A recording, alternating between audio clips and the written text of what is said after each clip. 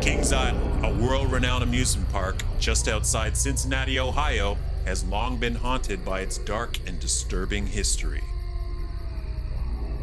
A history of noble ideas gone wrong and challenges that would drive other park owners to drink. But through the darkness, this alluring and mystifying park soldiers on.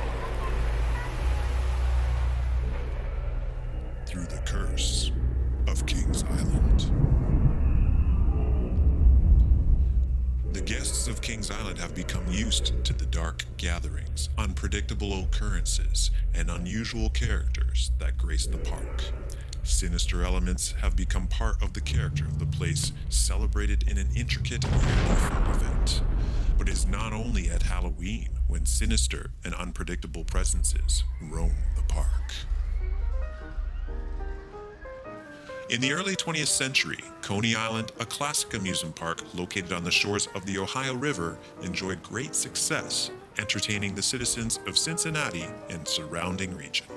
The park featured an impressive collection of rides, including the Shooting Star and Wildcat roller coasters, numerous flat rides, and an impressive log flume. While the location of the park was convenient, being only several miles south of the city, there was a problem with the picturesque area that would eventually lead to disaster. Mid-January 1937, record rainfalls flooded the Ohio River, submerging most of the downtown area of Cincinnati and other cities in the area to devastating levels. Coney Island was not spared. Its location directly next to the river resulted in the near total destruction of the park. And while the two main coasters could be saved, further floods through the years proved that the overall loss and unsuitability of the location made any further investment in the park an unreasonable option. In order to save Coney Island, something had to change. In 1964, another major flood forced the owners of Coney Island to take action. Led by the son of park president Gary Walks, a search for investors to help Coney Island transition into a park for the 21st century began. By 1968, interest in the project gained momentum, and in '69, Taft Broadcasting, a media conglomerate looking to move into the theme park industry to promote their Hanna-Barbera brand, bought Coney Island. A new location was found in Mason, Ohio, 20 miles northeast of Cincinnati, and construction began on June 15, 1970. Impressively, on April 29, 1972, Kings Island, as it was now to be known, opened its gates. Well, we're really excited. This is quite fantastic out here. I guess it's good on the pocketbook, too, huh? Well, that was quite a savings, I'll have to admit that. What do you think, Mrs. Henson? It's beautiful. Very imaginative. Well, Old Coney area is 4th of July, Barnum and Bailey, red, white, and blue, exposed light bulbs, and go. Despite a successful opening, the major problems the park had were yet to be a thing of the past. And the ambition of the park didn't end there. Kings Island dares you to come face to face with the Beast. The Beast. 7,400 feet of unrestrained terror. In a 70-mile-per-hour attack on your senses, the Beast throws you screaming through 3 tunnels, takes you higher than any other coaster. Come face to face with the Beast. The Beast. The biggest, baddest, longest, fastest coaster in the world. In 1978, Kings Island announced the construction of the Beast, the tallest, fastest, and longest roller coaster in the world.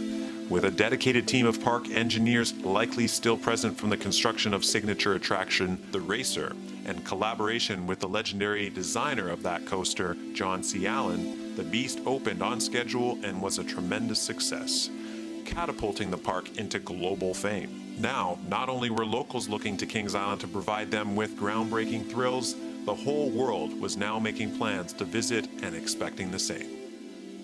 In less than 10 years, Kings Island had emerged as a key player in the amusement industry. And while the Beast would provide the momentum the park was seeking for a couple of years, they had already set the bar high for their next attraction. This would have to be something even more daring and groundbreaking, and require the work of an ambitious company with aims possibly beyond the capabilities of the time. Aerodynamics. And while other manufacturers are content to coast along, Arrow continues to speed down the fast track that's advanced our coaster technology light years beyond anyone else. In fact, we've helped America's most exciting parks have record-breaking attendance for the past 20 years. When we come up with an idea for a new thrill ride, or screen maker, if you will, such as a suspended coaster, one of the first things that we do is we come up with an artist's conception of the ride. In the late 1970s and early 80s, aerodynamics had revolutionized roller coasters with the introduction of the clothoid loop and corkscrew, and were looking beyond traditional designs. Their chief prototype then was a suspended coaster design, long tinkered with through the 70s in both Europe and America, but with unsuccessful results. Partnering with Kings Island to develop it further, the unusual design had cars hanging underneath the track that swung freely from momentum of the turns. It also featured an inversion in its initial design, but the forces from this element, and in fact from many that look good on paper, would prove to not work well in nature. Because one of the most important things we needed to check was how it felt. That's all important in a thrill ride. If it looks fantastic but doesn't feel good, then it's not going to be a popular ride, and the parks won't want it.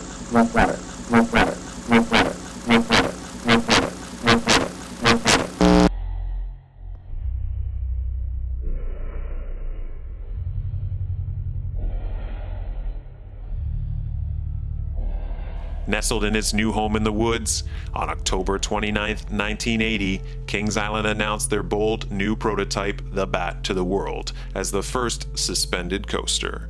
This was not in fact true, but the park may have been trying to disguise what others had already discovered. A suspended coaster design, while thrilling visually to watch, posed a slew of challenges to the traditional engineering principles of a roller coaster design. The intention to have the cars sway freely through the turns created wild and unpredictable results that tore through shock absorbers like potato chips, and the uncurved track design, while intended to create the force necessary for the cars to swing, produced tremendous stress on the ride's joining work and supports. The first few months of operation were plagued with delayed openings and countless mechanical issues, and patrons were often left disappointed with the attraction's periodic closures. To keep the ride operating in its final year, more shock absorbers were added to the trains in the hope of dampening the swinging effect, and numerous other patchwork repairs were performed throughout the season. The ride's computerized operating system, the Maximizer, also ahead of its time, proved to be as reliable as early computers were, with frequent shutdowns triggered through its numerous failures. The problems were so numerous that on August 20th, the park announced the closure of the attraction for the season to address the countless engineering concerns. In April 1982, the ride reopened and operations resumed for a few weeks before the curse emerged once again, and the ride, due to unpredictability and reservations from management, was taken out of operation on May 21st.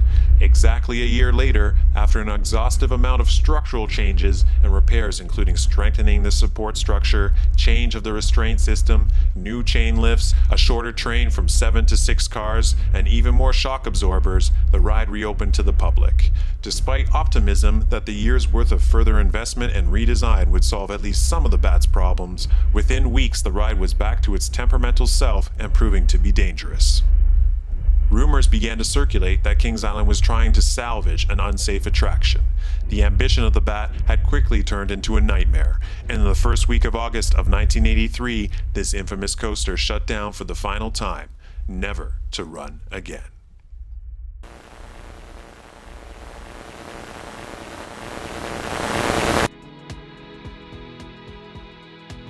The Bat was an unbearable headache for Kings Island, but it did not deter its ambition. A few years later, in 1987, the park debuted a new record-breaking coaster. billed as the tallest continuous circuit coaster in the world and the first to feature 6 inversions, Vortex, designed by legendary Ron Toomer, was a lifeline for Kings Island in regards to their corporate image. The ride performed reliably and was met with global acclaim. A reverie that extended all 32 years of the attraction's life, when sadly, the ride was closed. Aero also benefited from the exposure the ride gained after the engineering fiasco of the Bat. In many ways, Vortex was a historical roller coaster and salvaged Kings Island's reputation with thrill goers the world over.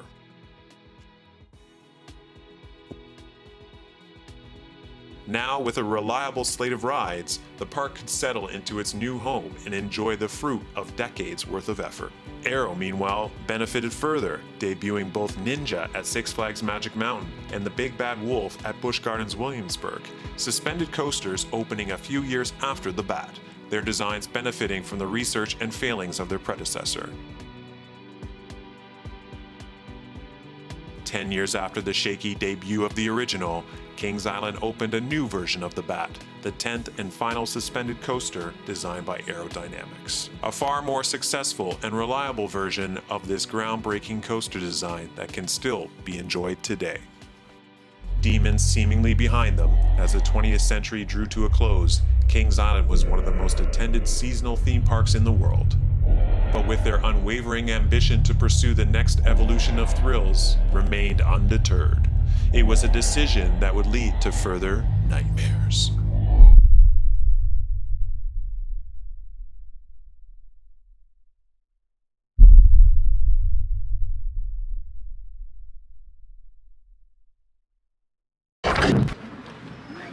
Hey. Ladies and gentlemen, please join me in welcoming our new Director of Thrills, Daytime Emmy Award winner, Mr. Montel Williams.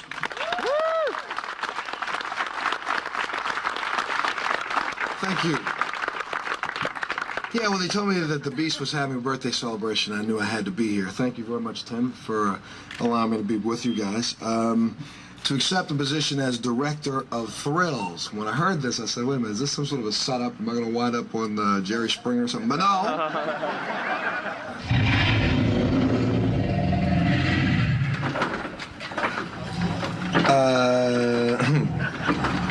Looks like somebody's getting a little on the nasty side, guys. Can you, thanks. Calm down. I'll get your introduction in a second. In my first day on the job as Director of Thrills to make this historic announcement that Paramount's Kings Island is going to unleash on the world something that we can call the sequel to The Beast. This is the Son of Beast.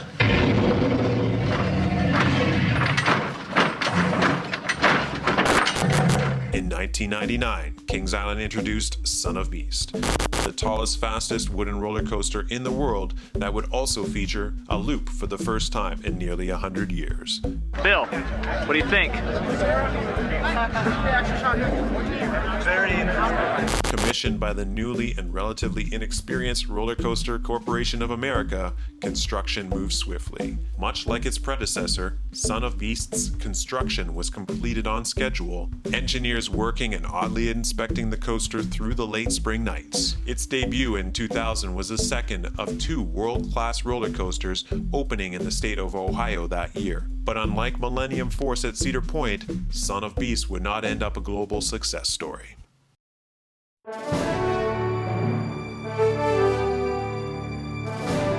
Emerging from the forest that spring of 2000, Son of Beast was one of the most visually striking and impressive roller coasters the world had ever seen. Opening with a monstrous 214-foot drop, a height never imagined before on a coaster of this kind, the speed and ferocity of the ride impressed. But already in the early stages, roughness due to the limitations of a wood coaster were already noticeable. Unswayed, regular thrill seekers and enthusiasts from around the world descended on Kings Island for a turn on this impressive feat of engineering. Through the first 5 years of its operating life, Son of Beast did not experience any issues on the surface. However, Could you please feed this thing?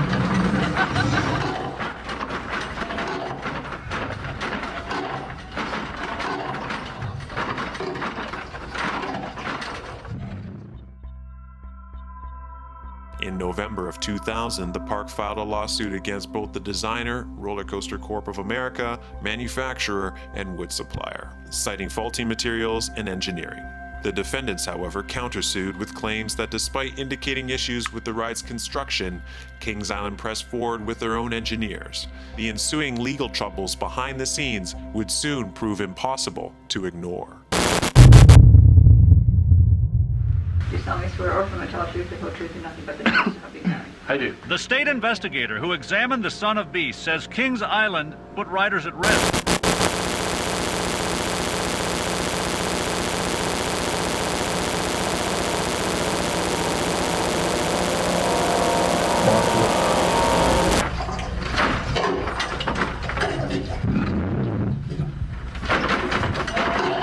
July 9, 2006, what was discovered to be a structural defect triggered by faulty wood created a dropout in Son of Beast's track in the Rose Bowl section of the ride. Passengers on a train that passed through this area returned to the station complaining of severe injuries, and the ride was promptly shut down.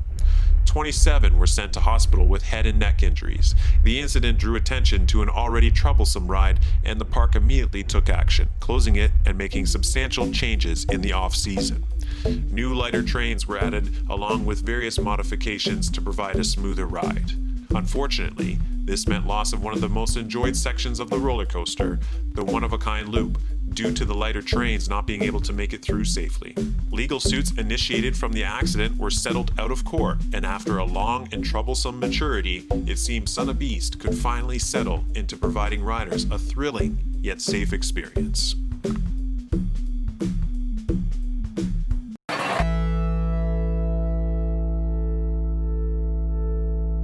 After years of stress, Kings Island was now in recovery mode, but the curse was far from behind them. Schmizzy says when the Sun debuted 9 years ago, park owners could tell the ride was swaying too much, but instead of shutting it down and treating the whole patient, a 5-acre coaster, they took a Band-Aid approach. June 16, 2009, a woman reports suffering a burst blood vessel in the brain during a ride on Son of Beast. Late in July, the park is notified of the recent rider's injury and immediately closes it down. That same year, a former state inspector presents a claim of negligence by the park in regards to the ride.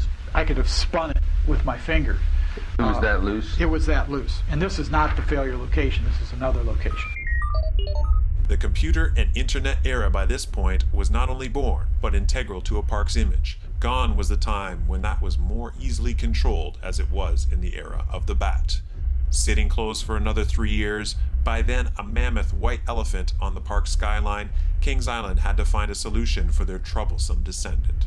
But with a flawed design, poor craftsmanship, substandard wood for purpose, and the sheer abundance of elongated and painful helix sections, their choice was limited. If it looks fantastic but doesn't feel good, then it's not going to be a popular ride, and the parks won't want it because their patrons won't want to ride it. The tallest wooden roller coaster in the world was brought down to the ground today. On July 27, 2012, the park announced that Son of Beast, the latest in their noble efforts to break new ground in thrill ride terror, was to be no more. The once impressive structure, now an eyesore from the pain and problems it created, and quickly demolished from memory.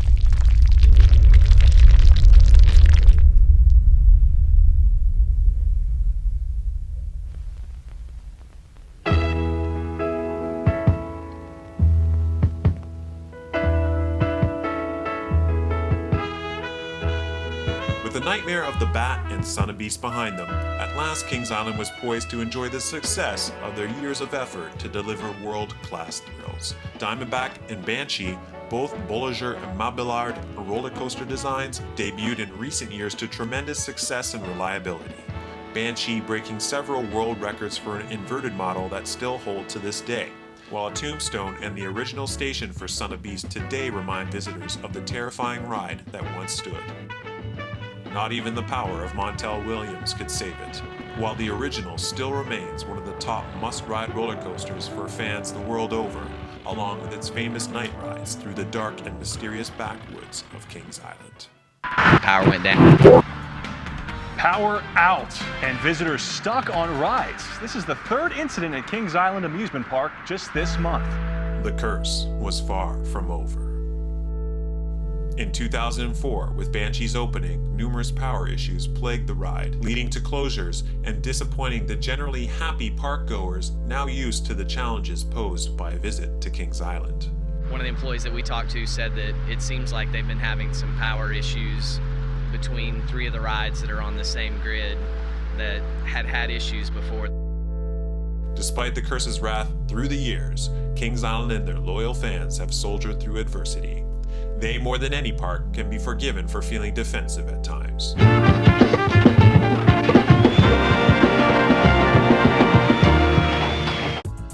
In recent years, instead of waiting for a ride to become unreliable, older ones, such as Vortex and FIREHAWK, were quickly retired in dignified fashion, much to the delight of visitors. Kings Island in the modern era has been able to embrace and learn from the unfortunateness of its past. Today, the search continues for the next thrill. Through the dark, late fall nights, crowds swell to the last moment the park will allow them in, often hoping for a glimpse of some bold new attraction. And in late 2019, they were not left disappointed.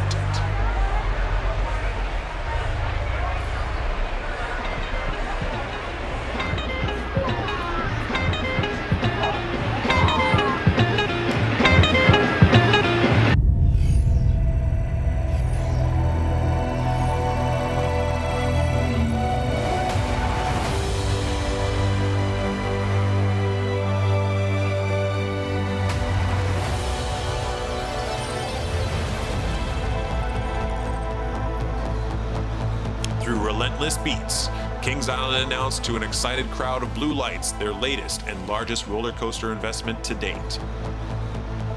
Orion would be the tallest roller coaster they had ever built. But unlike previous announcements, this ride would not set any records. The fireworks were therefore short-lived, and the excitement around Orion was generally tame for a park used to global attention.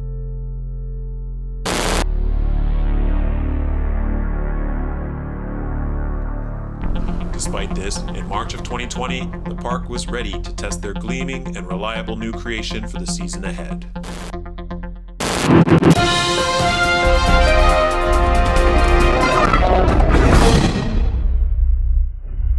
Ohio now has 5 positive cases. Department of Health signed the order banning gatherings of 100 or more people in Ohio.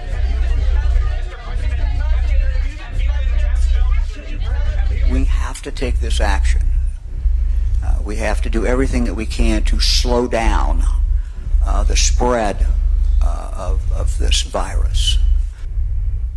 The virus is here. It lives among us. And we must be at war with it. And we're at war with a very, very dangerous and lethal enemy. Such a diversity of response in this country from different states that we really did not have a unified bringing everything down.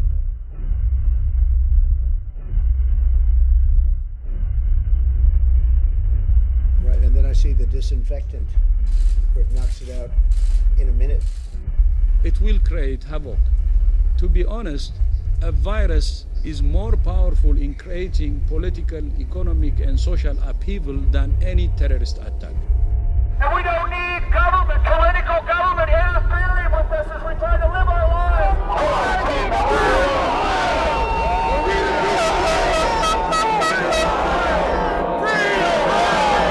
Sadly, unrelated to events within their control, Kings Island could now not open. But they fought back, suing the state of Ohio for the right to debut their ride and open for the season. Amusement parks, water parks will be able to open. A resolution between the park and the state allowed for conditions and measures to be put in place to ensure the safety of park goers, along with giving them the chance to ride their exciting new attraction.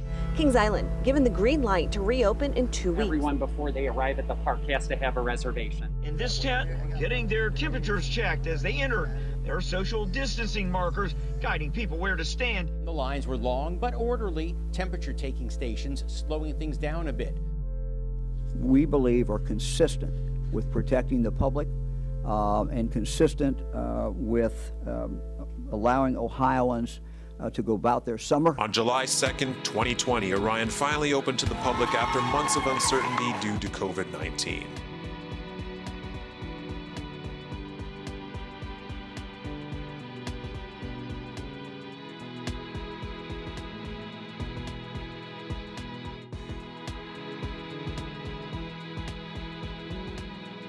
While the opening was not quite what was expected, it gave hope and a positive note to what will now be known as one of the darkest for the amusement industry since World War II.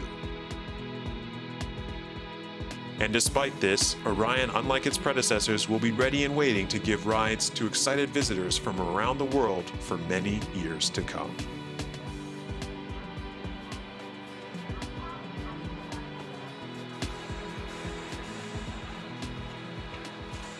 Now, with the troubles of its past behind it, Kings Island will hopefully lay the curse to rest. But if it reemerges, we, like many others, will be there to find out more.